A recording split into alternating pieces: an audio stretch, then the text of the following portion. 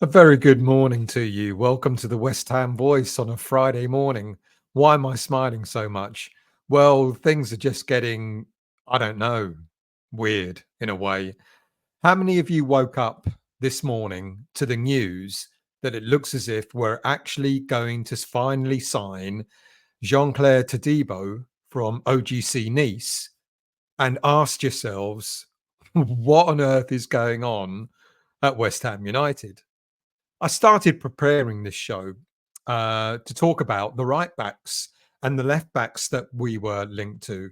But of course, things took a turn last night where the late news came out that Tim Steidten was winging his way to France in order to sign Jean-Clair Todibo. I've got to be honest that this transfer window is beginning to make me feel a little bit punch drunk. The landscape has changed so much over the past month. It's unbelievable. If you're new to the channel, please do become a subscriber of the channel. Please do hit the like button. To become a subscriber costs you nothing, and the content is always free. And if you do nothing else, then please do hit the like button because it elevates the channel in YouTube's algorithms. Anyway, as reported late last night, Tim Steidten has flown out to France to secure the transfer of long-standing target Jean-Clair Todibo.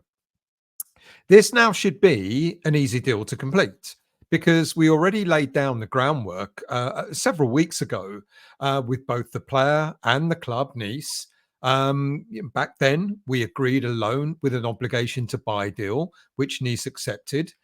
We even agreed terms, a 5-year deal with the player that he initially accepted. But then when Juventus came in and stating that they would match our offer, it felt like it was game over. After all, Juventus, they're a big team. They can offer Champions League football next season. And what player, in all honesty, would turn down the opportunity to play in Europe's biggest domestic competition? But we stayed patient. We were always waiting in the wings because this still felt like it was dragging on with Juventus.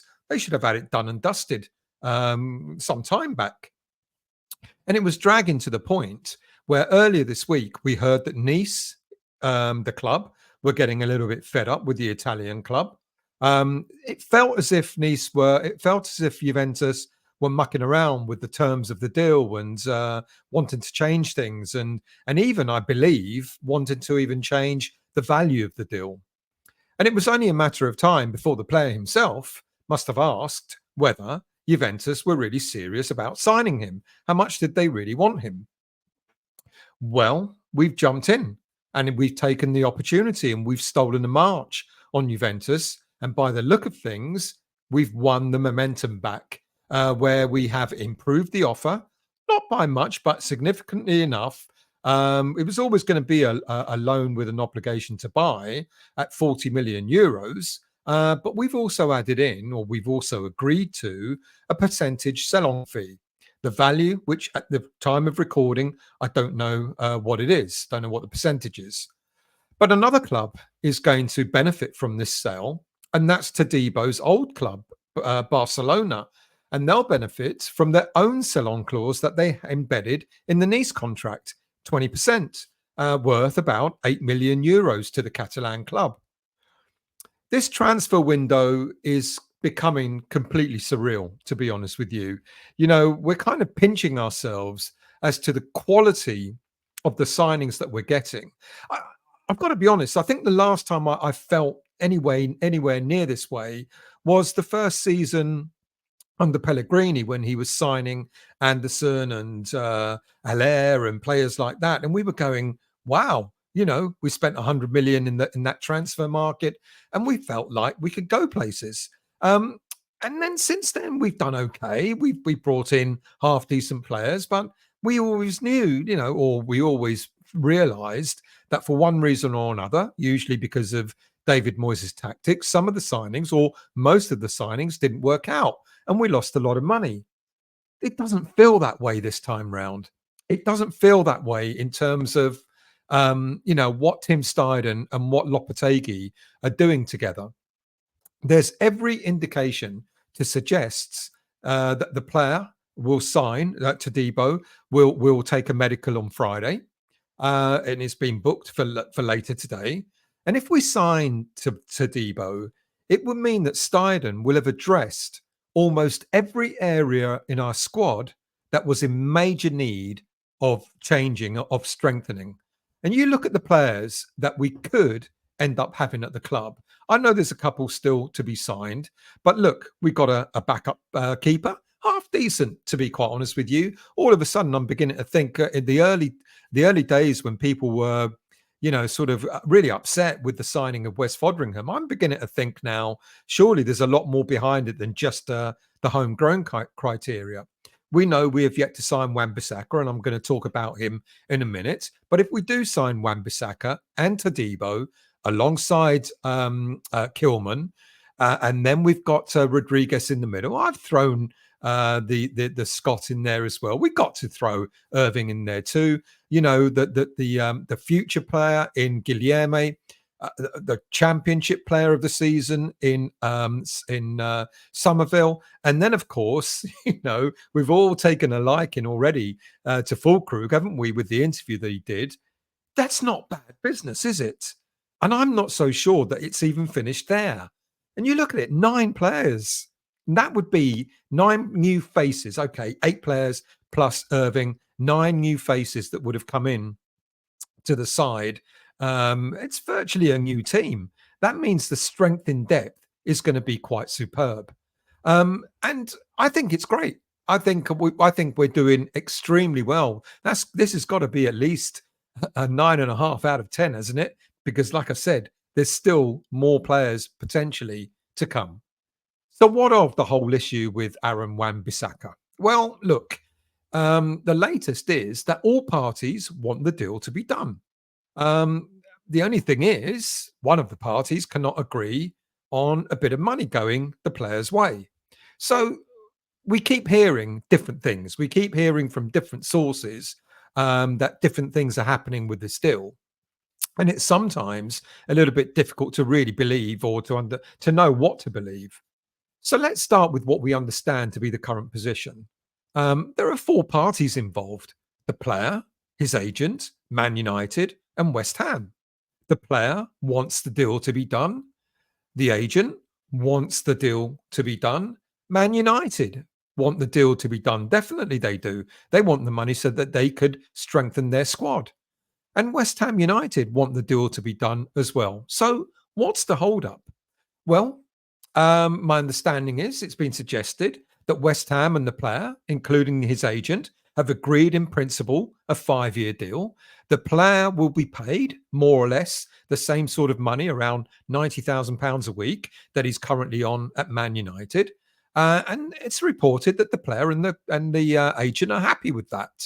It's also been suggested that West Ham will happily pay Man United the £15 million valuation that they put on the player, plus an additional £3 million in add-ons, so bringing the whole deal to an overall £18 million that the Manchester club are seeking.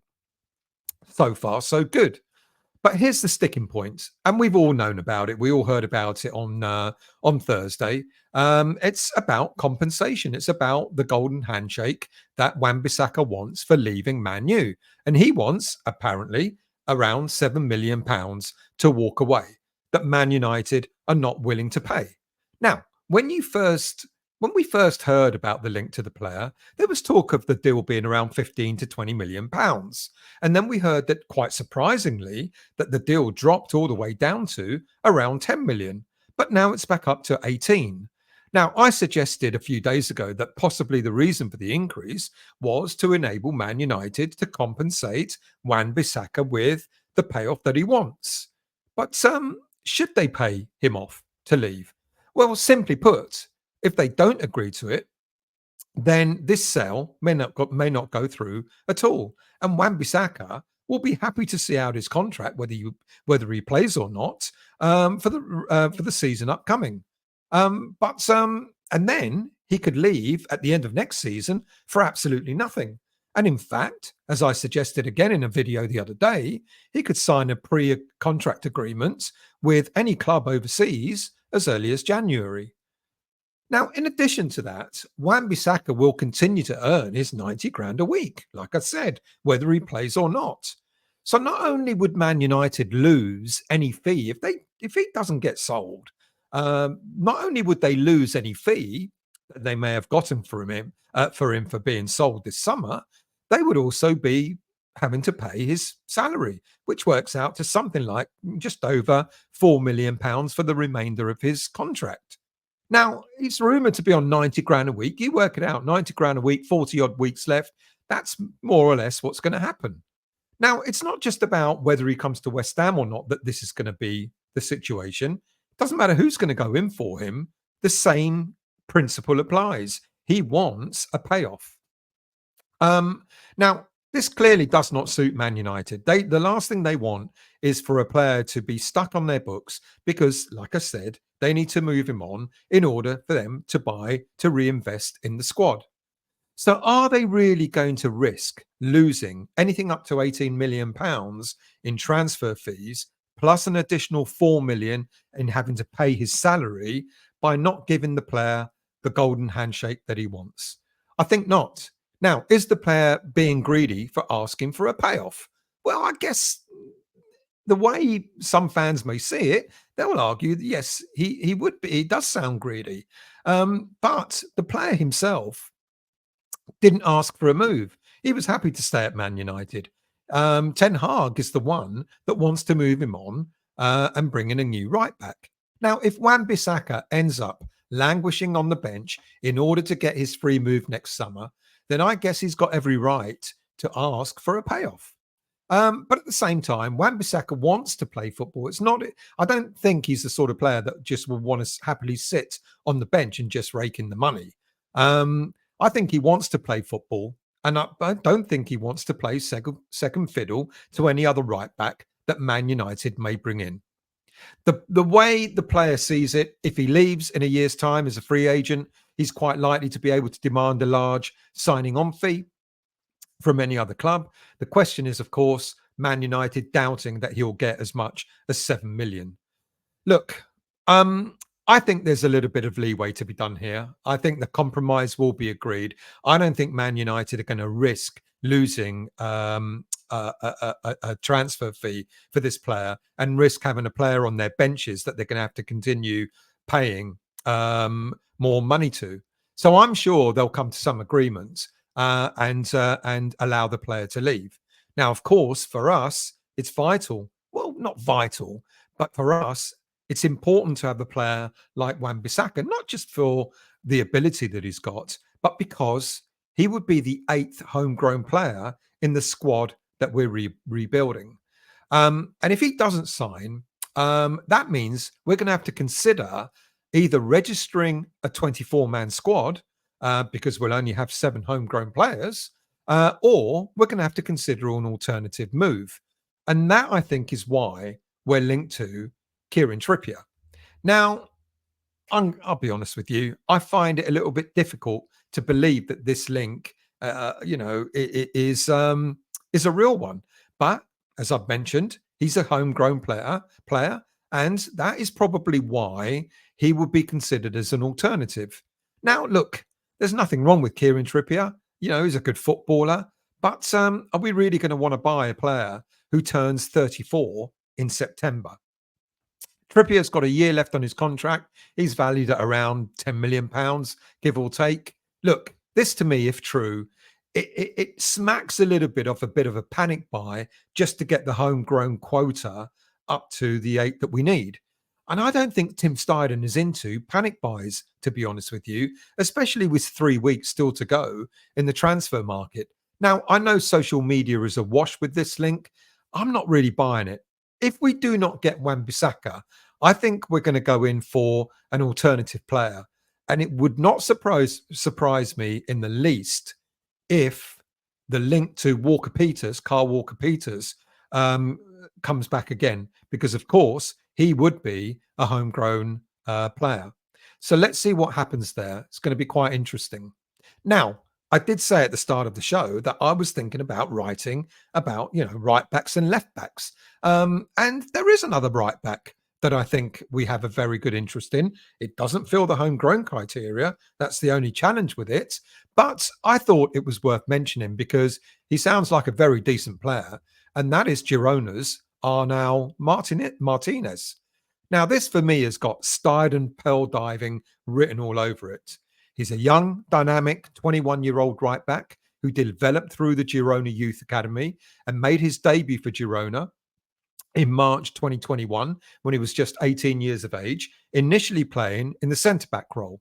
In the past 3 years, he has mainly operated from a right back position, occasionally playing in right midfield, and even less occasionally at centre back again.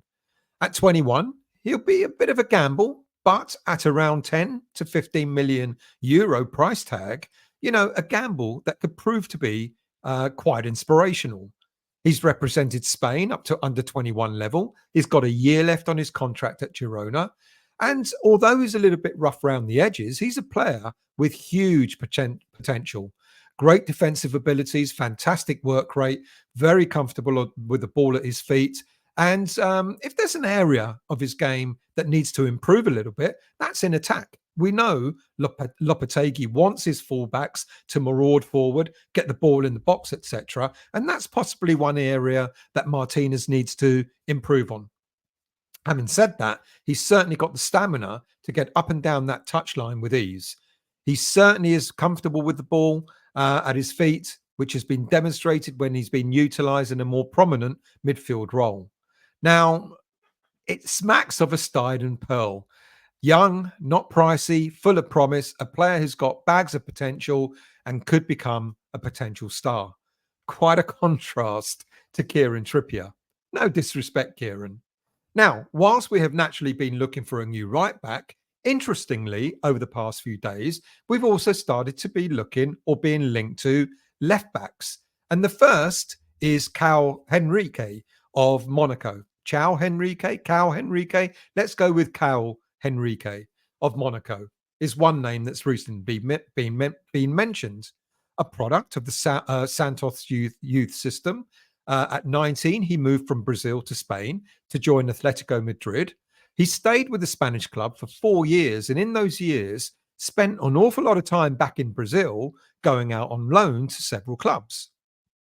He only ever made one senior appearances for the senior team for Atletico before he signed for Monaco in 2020 for a fee of around 8 million euros.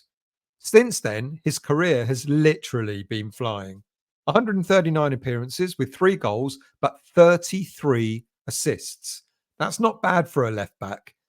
He's had a setback last season where he suffered a cruciate ligament tear, which kept him out for up to 7 months. But he returned in April and played, decent games at the last 3. He played a major role in the last three games of the season. Now, whilst it's always a risk to sign a player with who's had such a major injury, at 20 million euros tops and being only 27 years of age, the player could be a fantastic upgrade initially on Aaron Cresswell and maybe eventually on Emerson. He's fantastic going forward, but I don't think because of that he doesn't. But don't think because of that he doesn't take his responsibilities seriously in defence. He's an excellent defender, solid with a very high work rate, excellent positional awareness, and a solid tackler. He really likes to get stuck in. He's very much like Emerson in many ways. Great on the ball. He's creative, great flair, and a bit like Cresswell as well, where he loves a free kick or two. He's got a great passing range as well. What's not to like about him? Now, I was going to cover potentially another left back that we're linked to, and that's Turkish left back Ferdi Kadioglu. But I would rather focus on that on the last few minutes on 1 or 2 players that we believe are looking to leave West Ham United. And the first, of course, is none other than Kurt Zouma. Now, we all saw in pre-season that he was more or less finished when it comes to any speed he had left. The news broke out that Lopetegui had told the player that he didn't have, he could look for another club. And we just wondered who would take Zuma on, knowing the issues that he has with his knees. In stepped in Dubai club Shabab Al Ali. There will be a nominal transfer fee, if any at all, if this deal comes off. Of course, they'll be taking up the players' wages of 120 odd thousand pounds a week. And what's more important is not only does it free up the money, but it frees up a place in the squad itself. And that is of great value to West Ham. Apparently, Zuma has now already flown to Dubai to have his medical. Now, one can only hope that he passes his medical. And I've asked, what will happen if he didn't? Well, the answer, quite simply, is that West Ham United will probably look towards an agreement to terminate the player's contract. What a sad way to end his career. But it's important for West Ham. This is an important season coming up under Lopetegui, and he can't carry any passengers. And unfortunately, Zuma has been found wanting. It was obvious that time will catch up on him in terms of his injuries. And then, of course, we've got the two Czech lads who've both been rumoured to be leaving West Ham as well. It's rumoured that Turkish club Besiktas, I can't pronounce it, are showing an interest in Vladimir Coufal, and Fenerbahce are showing an interest in Tomas Soucek. Now, the players are close. They've always been close, playing for the same clubs, Coufal following Soucek to West Ham United, etc. And interestingly, the two Turkish teams that have an interest in these two players is only about a half an hour's drive away. So they're always going to stay mates in one way or another. Look, at this moment in time, I can't really see Coufal leaving West Ham because we still need a backup for any right back that's going to come in.